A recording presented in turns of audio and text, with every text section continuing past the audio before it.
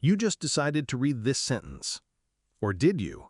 You feel like you chose it. Your finger moved, your eyes tracked, your brain said go. But somewhere in a lab in the early 1980s, a scientist wired people's heads to a machine and found something that should not have been possible. Your brain had already made the choice before you knew you were choosing. The real answer is far stranger than free will. Think about the last time you picked up your phone. No reason, no notification, just an urge. Your hand moved before you decided to move it, and afterward your mind filled in a story. I wanted to check the time. I was bored. I felt like it. But what if that story came after the action, not before it? That is exactly what neuroscientist Benjamin Libet set out to test. In 1983, Libet asked volunteers to sit in front of a fast-moving clock. Their only job was simple: flick your wrist whenever you feel like it. No pattern, no pressure, just a spontaneous urge whenever it struck.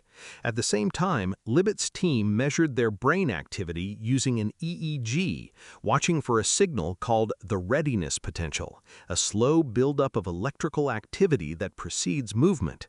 Here is where it gets strange. The readiness potential appeared in the brain a full 350 milliseconds before people reported feeling the urge to move. The decision, in some measurable sense, had already begun, and the conscious feeling of choosing arrived late to a party the brain had already started. Let that sit for a second. Your brain was moving before you knew you wanted to move, so who exactly was doing the deciding? This is not a small footnote in psychology. It is one of the most replicated and most argued about findings in the history of neuroscience. Some researchers pushed the timeline back even further. In 2008, neuroscientist John-Dylan Haynes used fMRI scanning and found that certain brain regions showed signs of a decision up to 10 seconds before a person consciously chose which button to press. 10 seconds, an eternity in the language of thought. So what does this mean for you, sitting here right now feeling like the author of your own actions? It does not mean you are a puppet. It does not mean your choices are meaningless. But it does mean that the story you tell yourself about deciding, the one where you weigh options and then act, might be running in the wrong order. Your brain moves first, your mind explains second. This idea has a name. Psychologist Daniel Wegner called it the illusion of conscious will. In his research, Wegner argued that the feeling of choosing is not a direct readout of causation. It's a construction, a narrative your brain builds after the fact, stitching your actions and your intentions together so smoothly that you never notice the seam.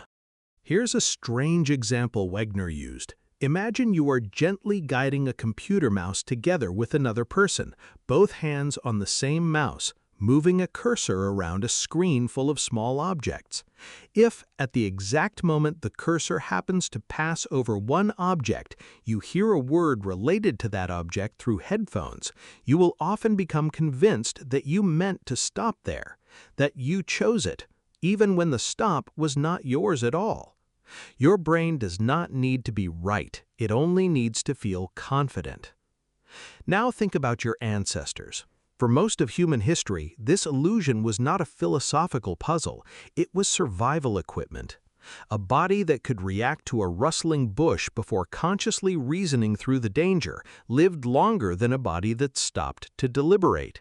Fast, automatic, pre-conscious responses kept early humans alive on savannas and in dark forests, long before language, long before self-reflection, long before anyone asked whether they were truly choosing anything at all. Your nervous system was built for speed, not for philosophy. And that same wiring is still running the show. Every time you swerve to avoid a falling object before you consciously register it falling, every time your hand pulls back from something hot before pain even registers, every time you laugh at a joke before you have finished processing the punchline. These are not failures of free will, they are proof of how your brain has always worked. Act first, narrate later.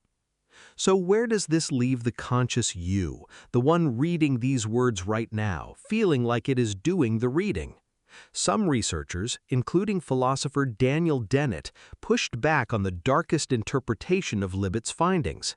Dennett argued that the readiness potential does not prove your conscious mind is powerless. It may simply reflect the early stages of a decision-making process that you are still part of, even if you are not aware of every stage. Your consciousness might not be the spark that starts the fire, but it may still be the hand that decides whether to let it burn or put it out.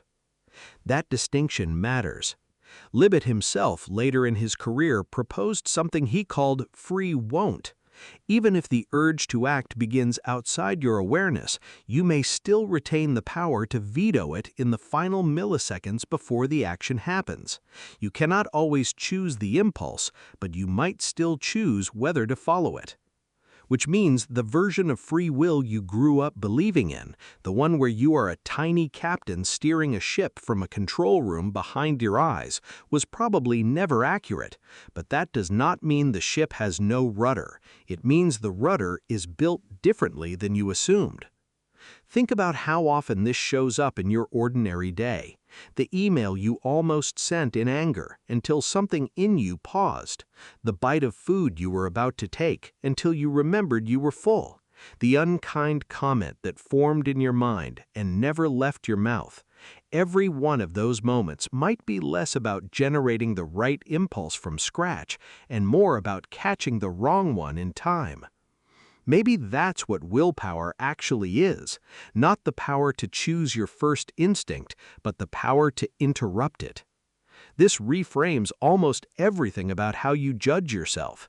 The habits you cannot seem to break are not proof that you lack discipline.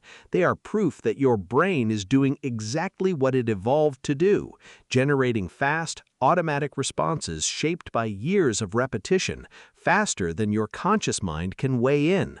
The question was never, why can't I control every impulse? The question is, how do I build a life where fewer bad impulses arrive in the first place, and where the good ones have a clear runway? There is something quietly comforting in this, if you let it be. You are not a broken version of some idealized, rational agent who should be able to consciously will every action into existence. No human has ever worked that way. Not your ancestors crouched by a fire, not the philosophers who first wrote about free will, not the scientists who eventually measured its limits. Every single one of them was running on the same delayed, story-building, impulse-first machinery you are running on right now. So the next time you reach for your phone without meaning to, or eat the thing you swore you would not eat, or say yes to plans you already knew you should decline, remember what Libet's clock revealed. The urge was never entirely yours to summon, but somewhere in that half-second before the action completed, there may have still been a door, a small, quiet window where the conscious you, the one reading this sentence right now, got the final word. You did not choose to want what you wanted, but you might still get to choose what you do about it. And maybe that was the real answer all along.